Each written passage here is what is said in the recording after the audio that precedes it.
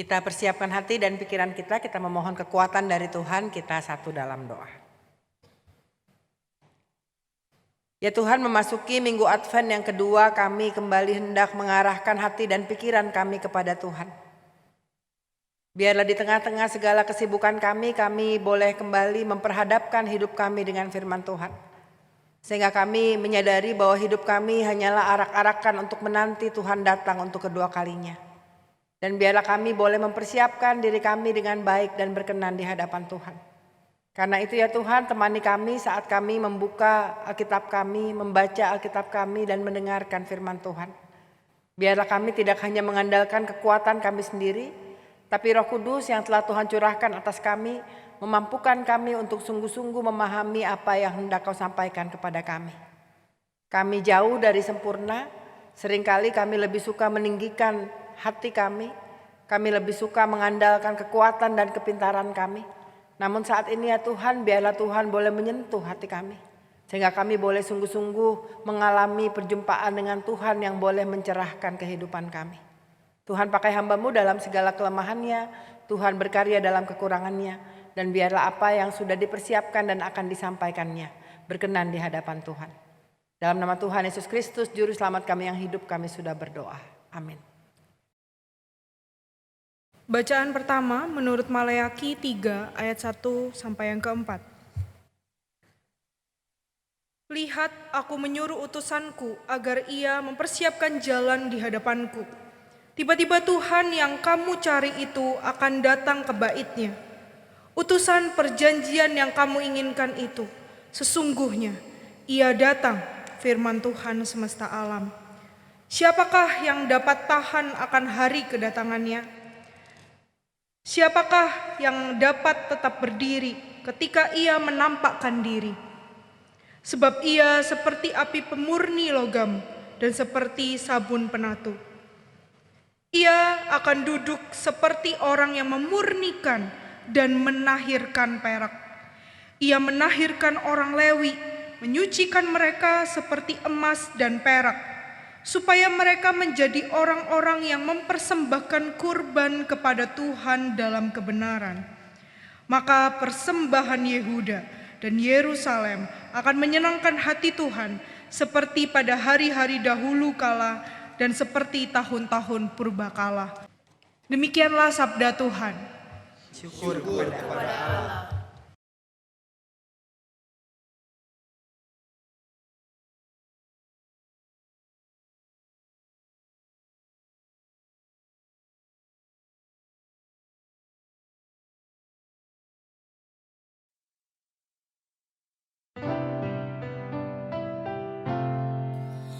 Dan Zakaria ayahnya penuh dengan Roh Kudus, lalu bernubuat, katanya,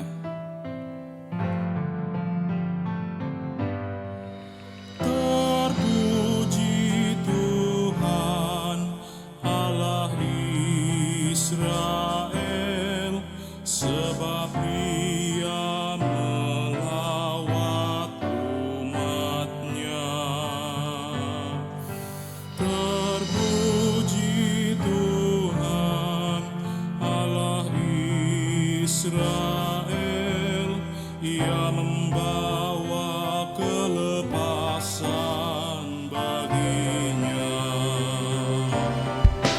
Terpuji Tuhan Allah Israel, sebab Ia melawat umat-Nya. Terpuji Tuhan Allah Israel, Ia membawa kelepasan baginya. Dia tumbuhkan tanduk keselamatan dalam turunan Daud bagi kita semua, seperti sudah difirmankan Tuhan sejak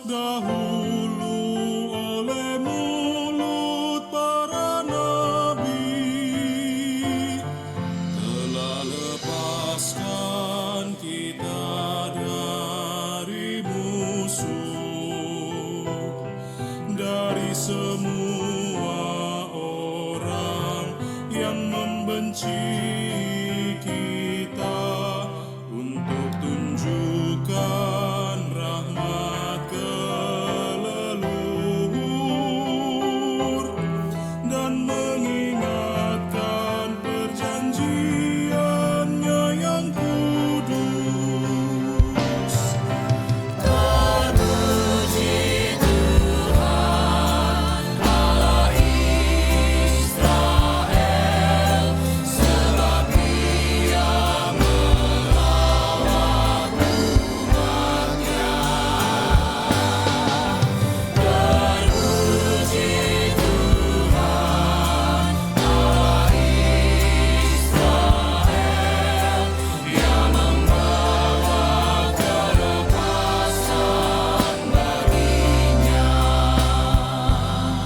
Untuk ingatkan sumpah yang Ia berikan kepada Abraham, bapa leluhur kita, bahwa Dia yang memberi karunia supaya kita lepas dari tangan musuh, supaya kita dapat beribadah di dalam kekudusan, di dalam kebenaran, supaya kita dapat beribadah seumur hidup tanpa ada rasa takut.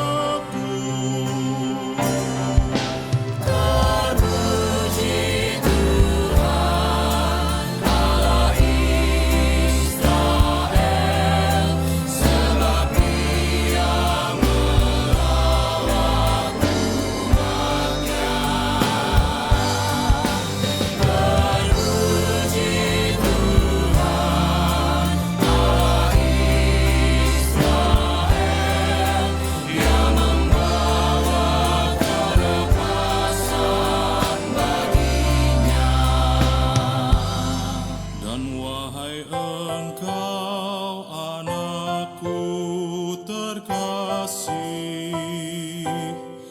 engkau akan disebut Nabi Sang Maha Tinggi, karena kau jalan dahului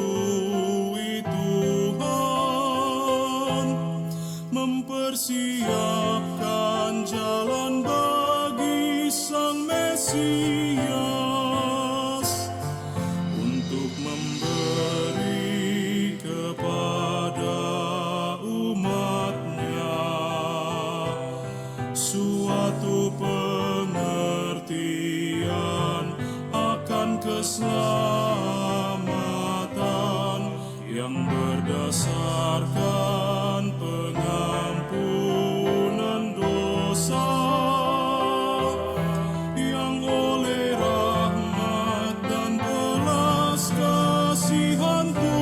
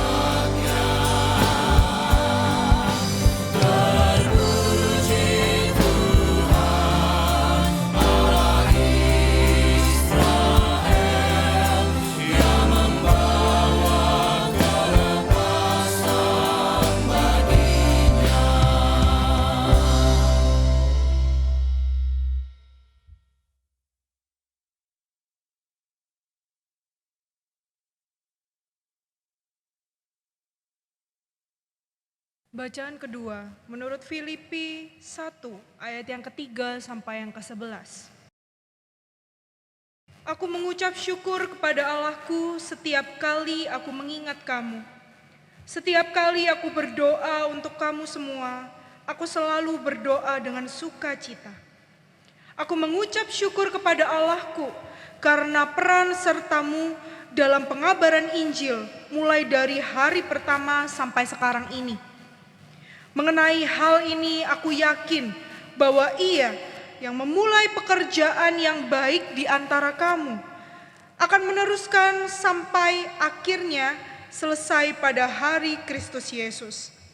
Memang sudah sepatutnya aku berpikir demikian tentang kamu semua, sebab kamu ada di dalam hatiku. Oleh karena kamu semua turut mendapat bagian dalam anugerah yang diberikan kepadaku, baik pada waktu aku dipenjarakan maupun pada waktu aku membela dan meneguhkan Injil. Sebab Allah adalah saksiku betapa aku dengan kasih mesra Kristus Yesus merindukan kamu sekalian. Inilah doaku, semoga kasihmu makin melimpah dalam pengetahuan yang benar dan dalam segala macam pengertian, sehingga kamu dapat memilih apa yang baik, supaya kamu suci dan tak bercacat menjelang hari Kristus, penuh dengan buah kebenaran yang dikerjakan oleh Yesus Kristus untuk memuliakan dan memuji Allah. Demikianlah sabda Tuhan. Syukur kepada Allah. Kita berdiri. Injil Tuhan kita Yesus Kristus menurut Lukas pasal 3 ayatnya yang pertama sampai dengan yang ke-6. Dalam tahun ke-15 pemerintahan Kaisar Tiberius, ketika Pontius Pilatus menjadi gubernur Yudea dan Herodes raja wilayah Galilea, Filipus saudaranya raja wilayah Iturea dan Trakonitis, dan Lisanias raja wilayah Abilene. Pada waktu Hanas dan Kayafas menjadi imam besar, datanglah firman Allah kepada Yohanes anak Sakaria di padang gurun.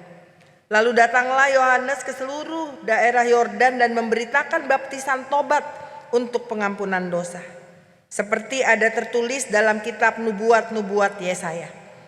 Ada suara yang berseru-seru di padang gurun, persiapkanlah jalan untuk Tuhan, luruskanlah jalan raya baginya. Setiap lembah akan ditimbun, setiap gunung dan bukit diratakan, yang berliku-liku diluruskan, yang berlekuk-lekuk dijadikan jalan rata. Dan semua orang akan melihat keselamatan dari Allah. Demikianlah Injil Yesus Kristus, berbahagialah mereka yang mendengarkan firman Allah dan yang memeliharanya.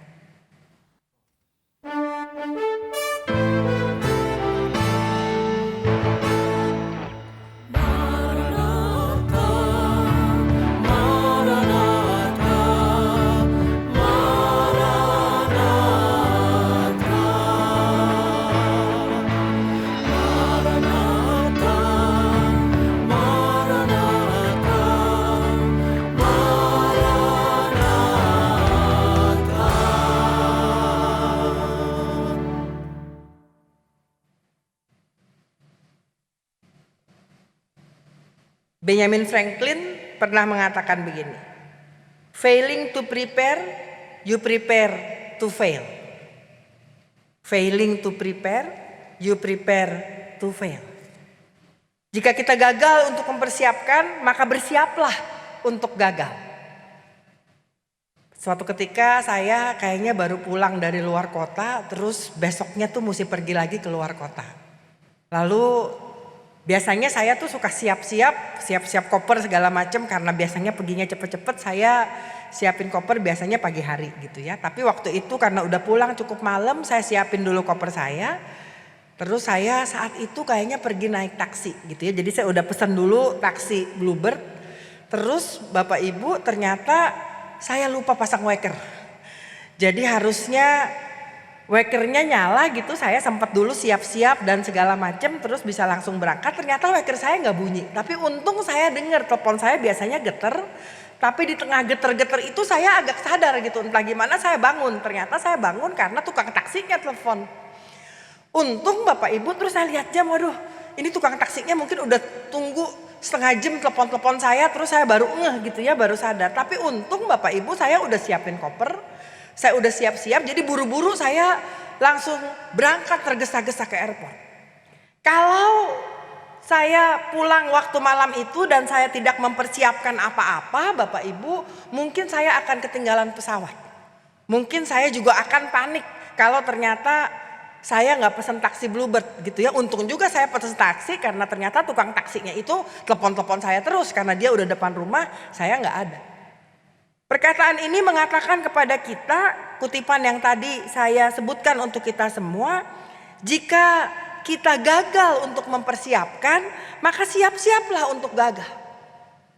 Hari ini kita memasuki Minggu Advent yang kedua, Bapak Ibu Saudara. Pernahkah kita berpikir sebenarnya dalam kehidupan ini, hidup ini harusnya gak jalan begini-begini aja gitu ya.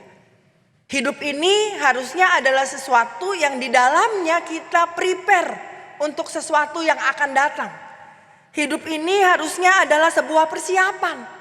Tapi masalahnya Bapak Ibu Saudara, kita seringkali menjalani orang-orang yang hidup tanpa tujuan. Suatu ketika saya memimpin sebuah pembinaan, sebuah perusahaan, lalu saya tanya, pernah gak kita berpikir apa sih tujuan kita hidup?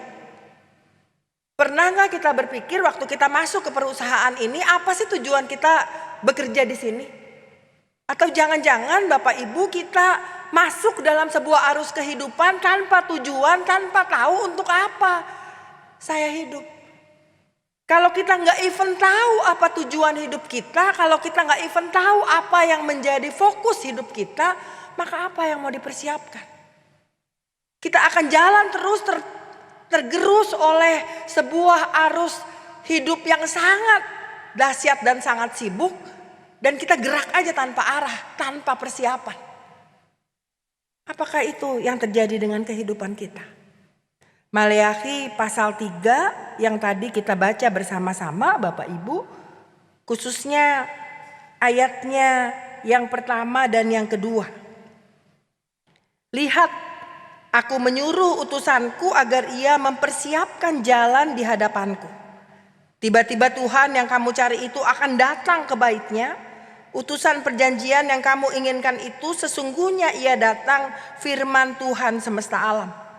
Siapakah yang dapat tahan akan hari kedatangannya? Siapakah yang dapat tetap berdiri ketika ia menampakkan diri? Sebab ia seperti api pemurni logam dan seperti sabun penatu. Bapak Ibu Saudara dan saya ada dalam sebuah kehidupan yang pada akhirnya hari Tuhan itu akan datang.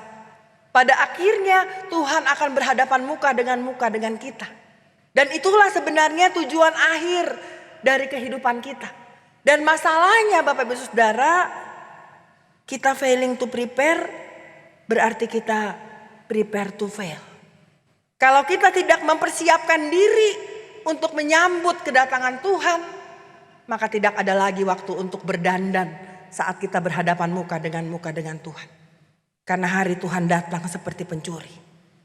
Kalau hidup kita messy dan berantakan, lalu kita nggak tahu kapan Tuhan datang dan kita tidak pernah persiapan, maka bersiap-siaplah untuk tidak ada kesempatan untuk kita. Tidak ada kesempatan beres-beres untuk mendandani kehidupan kita. Mumpung kita tidak tahu kapan Tuhan datang, maka masih ada waktu untuk mempersiapkan diri, berbenah supaya saat Tuhan datang kita dalam keadaan ready. Karena kita tidak bisa bilang enggak Tuhan nanti aja, nggak bisa. Tapi kalau kita tidak pernah mengadakan persiapan untuk menilik, mendandani hidup kita, maka siap-siaplah. Karena hari Tuhan akan datang seperti pencuri dan kita tidak pernah tahu kapan kita akan berhadapan muka dengan Tuhan. Jadi ini yang pertama Bapak Ibu Saudara. Hidup adalah soal menanti kapan sang kekasih jiwa, yaitu Tuhan, datang berjumpa muka dengan kita.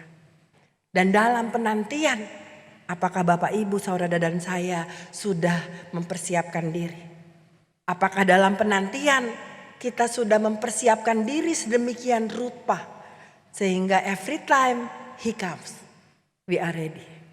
Kapanpun dia datang kita siap, karena kita sudah mempersiapkan diri. Jadi ini yang pertama Bapak Ibu Saudara. Jangan sampai kita sibuk dengan berbagai macam hal, lalu kita tidak sungguh-sungguh mempersiapkan hidup kita.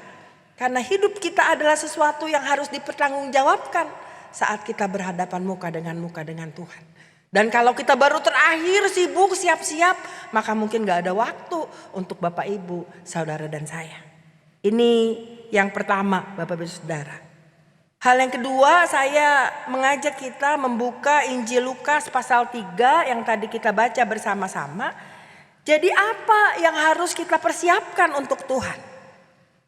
Injil Lukas pasal 3 menceritakan tentang kisah Yohanes Pembaptis. Ini menarik Bapak Ibu, kenapa Injil Lukas pasal 3 di ayatnya yang pertama dan yang kedua ini menyebut nama-nama orang dalam sejarah. Ini menandakan intervensi Tuhan masuk dalam sejarah manusia. Dan dipersiapkan dengan matang dalam seorang anak manusia yang bukan tokoh fiktif. Yohanes Pembaptis adalah seorang anak manusia yang lahir pada zaman itu. Ini merupakan bukti intervensi Allah masuk dalam sejarah manusia. Dan yang menarik, dalam sebuah persiapannya dikatakan, lalu datanglah Yohanes ke seluruh daerah Yordan dan memberitakan baptisan tobat untuk pengampunan dosa. Jadi apa yang seharusnya dipersiapkan untuk menyambut kedatangan Yesus? Yohanes seolah-olah menjadi orang yang mempersiapkan jalan, lalu mengatakan kepada crowd, kepada keramaian, kepada orang-orang yang hidup saat itu, bertobatlah. Ia menyerukan baptisan tobat untuk pengampunan dosa. Jadi apa yang harus kita persiapkan dalam kehidupan kita?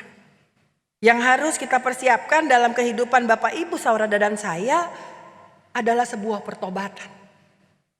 Kalau kita merenungkan Bapak Ibu, saya nih Kristen sejak lahir tanpa saya sadar, saya udah jadi Kristen saat saya oe-oe.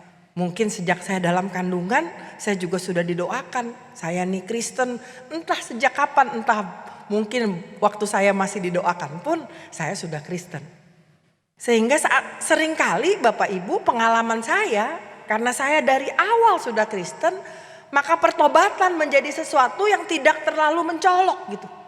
Karena saya merasa bahwa saya sudah hidup dalam kasih karunia Allah. Apa yang dikatakan bertobat? Dosa ya mungkin ada kesalahan, tapi juga bukan kesalahan yang sampai bunuh orang gitu kan, enggak gitu ya.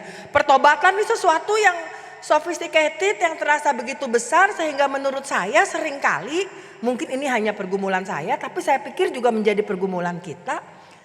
Kalau kita lahir dalam keluarga Kristen, kalau kita sudah mengenal Tuhan, maka kita akan menjalani hidup tanpa menyadari bahwa hidup kita perlu yang namanya pertobatan.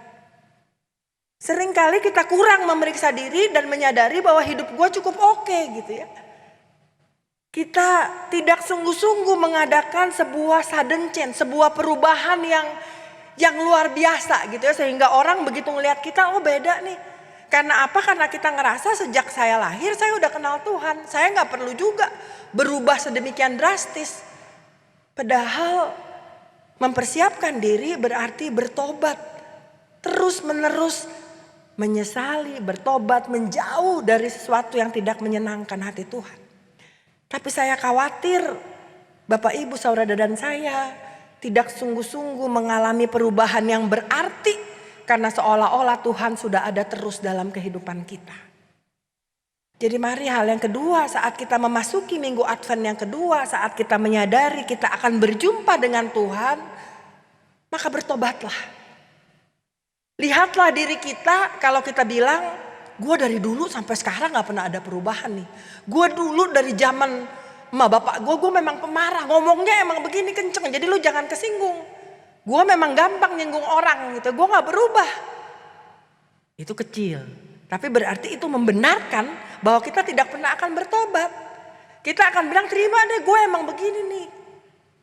Padahal saat kita memasuki minggu Advent yang kedua, maka saat kita mau prepare hidup kita saat Tuhan datang, maka Bapak Ibu Saudara dan saya harus bertobat. Tidak ada orang yang begitu sempurna sampai dia tidak membutuhkan pertobatan. Tidak ada orang yang terus benar sampai dia merasa saya nggak perlu bertobat.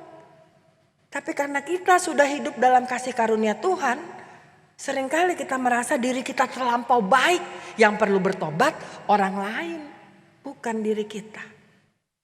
Saya membaca sebuah pergumulan yang dialami oleh Ken Bailey yang adalah seorang buruh. Dan dia tadinya tidak mengenal Tuhan, Bapak Ibu Saudara. Dia buruh tahun 1970-an. Lalu dia bekerja di sebuah dataran tinggi yang sangat dingin untuk 1 tahun gitu ya. Lalu dia kembali ke kampung halamannya. Dan setelah pekerjaan yang begitu panjang di suasana yang sangat dingin, dia kembali ke kampung halamannya, dia pergi ke gereja. Pertama kali dia datang ke gereja, dia duduk di belakang lalu dia jadi jenggotan gitu ya Bapak Ibu, penampilannya sangat messy, lalu dia dibilang seperti beruang gitu karena dia pokoknya penampilannya nggak meyakinkan. Terus waktu dia datang ke kebaktian itu, dia mendengarkan firman Tuhan, dia tidak pernah berpikir bahwa dia akan menjadi pengikut Tuhan. Tapi saat berita Injil diberitakan saat itu, hatinya begitu tersentuh, dia merasa hatinya diubah, hatinya disentuh oleh Tuhan. Lalu akhirnya dia memutuskan saat itu saya mau mengikut Tuhan. Yang menarik Bapak Ibu, saat dia merasa bahwa hatinya disentuh dengan hangat oleh firman Tuhan, setelah dia kebaktian, dia kayak minggu depannya dia datang sudah bercukur, mengenakan pakaian yang sangat rapih, bahkan dia membeli jas, lalu dia masuk ke gereja. Lalu orang bertanya kenapa dia mengubah penampilannya. Lalu dia mengatakan saya ingin menunjukkan kepada orang-orang Tuhan tidak hanya mengubah hati saya. Tapi Tuhan juga mengubah seluruh penampilan dan hidup saya. Sering dalam kehidupan kita mengatakan Tuhan menyentuh hati saya. Tapi Bapak Ibu Saudara dan saya tidak pernah berubah.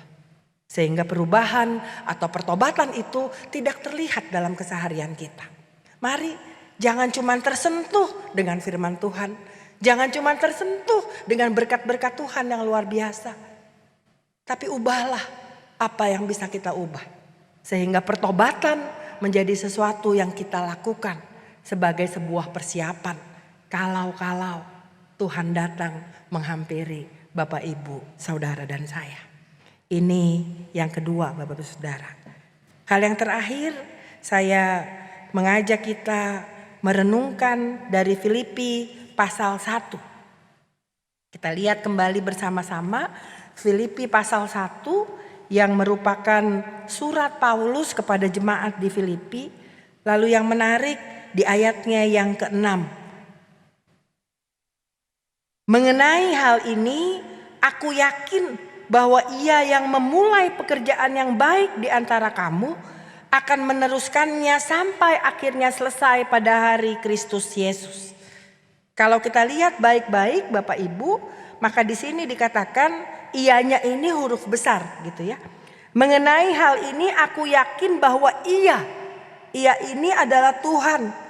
Tuhan yang memulai pekerjaan yang baik di antara kamu akan meneruskannya sampai akhirnya selesai pada hari Kristus Yesus.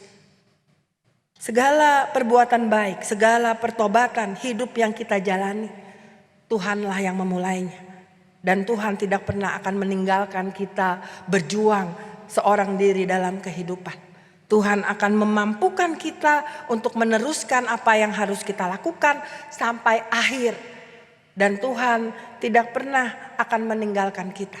Kasih setianya akan terus menghampiri kehidupan kita, menguatkan kita, merengkuh kita.